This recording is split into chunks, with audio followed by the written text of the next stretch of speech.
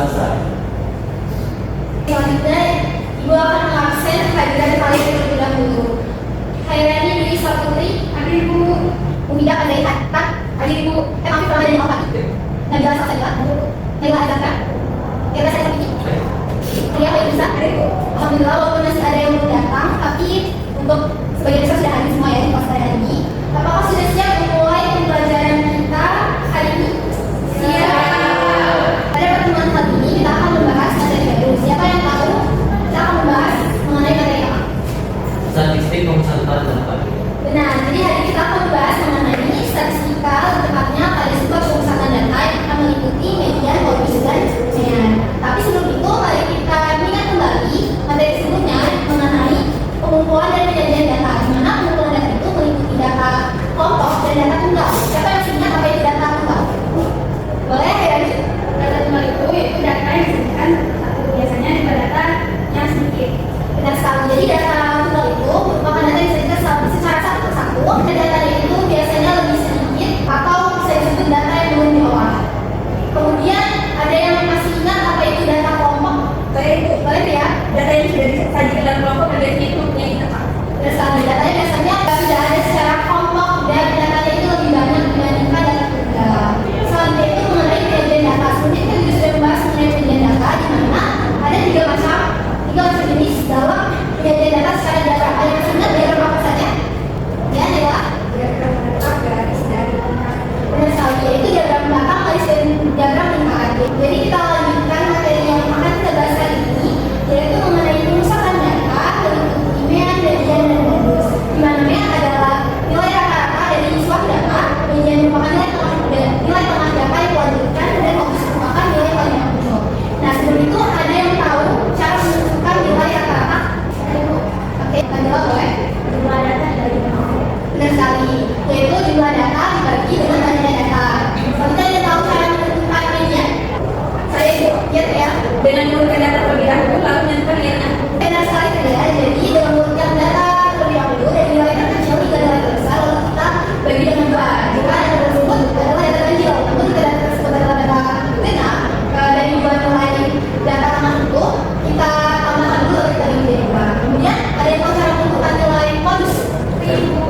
Yang tidak, kita analisis dulu data terus cari nilai yang mana.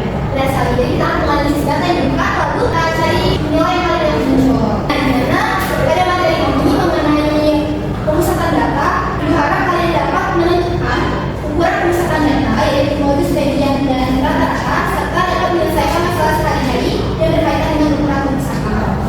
Nah, materi ini itu sangat bermanfaat dalam kehidupan sehari-hari seperti menyederhanakan informasi dari informasi yang sangat kompleks menjadi informasi yang lebih sederhana.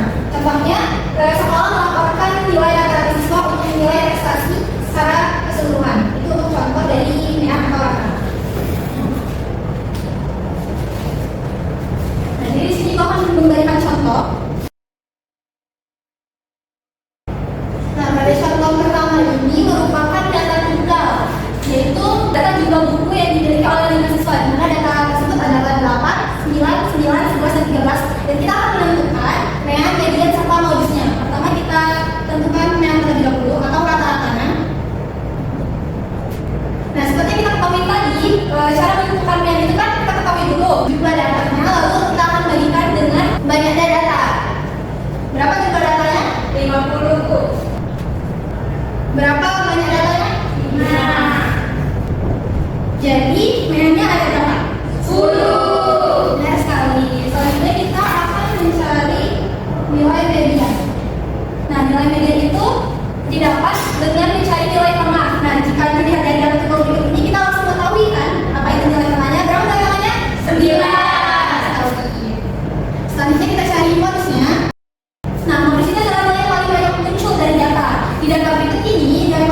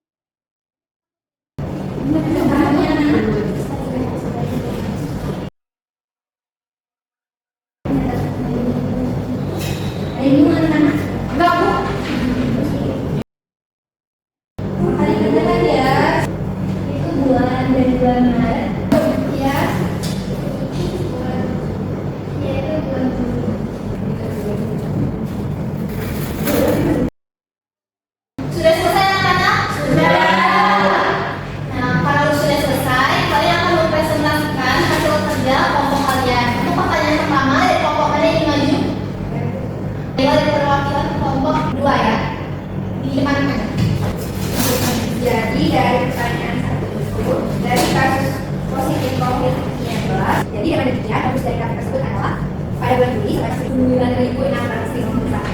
Dari kelompok lain apakah jawabannya sama? Kenapa? Jawaban pertanyaan nomor 1 itu benar pada bulan Juli 9.651. Untuk pertanyaan kedua, perwakilan kelompok lain yang menjawab? Oke, silakan untuk berdiri. Pertanyaan kedua, Pak Bayu mempunyai anak yang usia berbeda, apakah dia pada dasar? Berapa rata-rata menerima anak Pak Bayu? Seperti yang kita ketahui bahwa rata-rata itu jumlah data dibagi dengan data itu 36 dibagi dengan 6 ya. Jadi rata-rata kalau semua anak Pak Bayu adalah anak Pak Bayu. Terima kasih. Oke, benar sekali. Untuk jawaban dari kelompok lain apakah sama? Sama. Kita lanjutkan ya untuk pertanyaan ketiga. Najwa, boleh.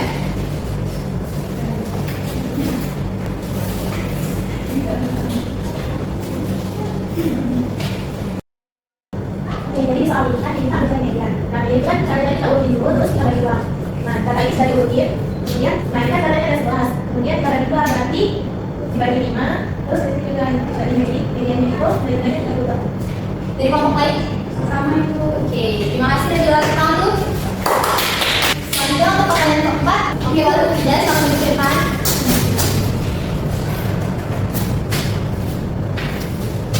Nah, di sini itu pertanyaannya terkait bagaimana cara menentukan data yang kecil dan data besar. Jadi keluar dari data yang sesuai. Nah, kita lakukan dulu dari yang kecil yaitu 60. Kalau genap, maka kita tambahkan 78 di halaman 20 dibagikan dengan 2. Kalau benar itu jawabannya. Benar sekali, terima kasih Bu Pida atas jawabannya. Apakah berdahulu? Kelompok lain sama? Sama.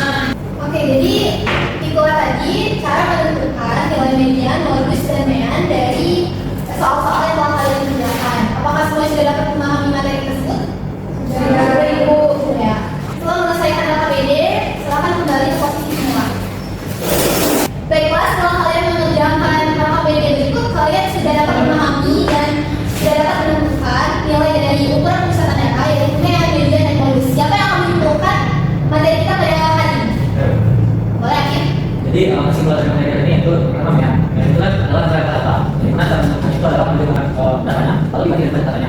Kedua ada yang itu datanya itu dasar. Kalau kita menggunakan datanya, lalu cari titik tengahnya. Bisa ada data besar, dia bisa langsung masuk ke titik tengahnya. Kalau tidak ada data, maka kita ambil dua yang tengah, lalu kita dibagi dibagi dua. Lalu yang modus itu adalah data yang muncul atau yang banyak kita. Baik, benar sekali. Terima kasih atas kesimpulan dari Akin bahwa ukuran pemusatan data ini nilai mean, median, serta modus itu merupakan nilai rata-rata dapat kita ketahui dengan mengetahui jumlah data tersebut lalu kita bagi banyaknya data. Kemudian median itu dapat kita ketahui setelah kita menentukan data dari nilai terkecil hingga nilai terbesar. Kemudian kita bagi menjadi 2 dan untuk modus itu merupakan nilai paling banyak muncul dari data yang diberikan. Dari penjelasan dan presentasi kalian itu sudah sangat baik sekali. Ibu apresiasi. Boleh untuk tangan terlebih. Ibu harap kalian dapat memahami materi ini dan tidak melupakannya di keesokan hari. Untuk tugas, boleh kalian buka buku halaman 108. Pertemuan selanjutnya kita akan membahas mengenai penyebaran data, yaitu kuartil, jangkauan, dan keterangan data. Jadi, jangan lupa untuk memahami materi selanjutnya juga. Sebelum kita menutup pembelajaran kita pada hari ini, untuk ketua kelas kami silakan memimpin doa kembali. Baiklah, sebelum kita menutup pembelajaran hari ini, akan kita doa mulai. Sekian, terima kasih atas pertemuan hari ini. Ibu akhiri dengan wabillahi taufiq wal hidayah. Wassalamualaikum warahmatullahi wabarakatuh.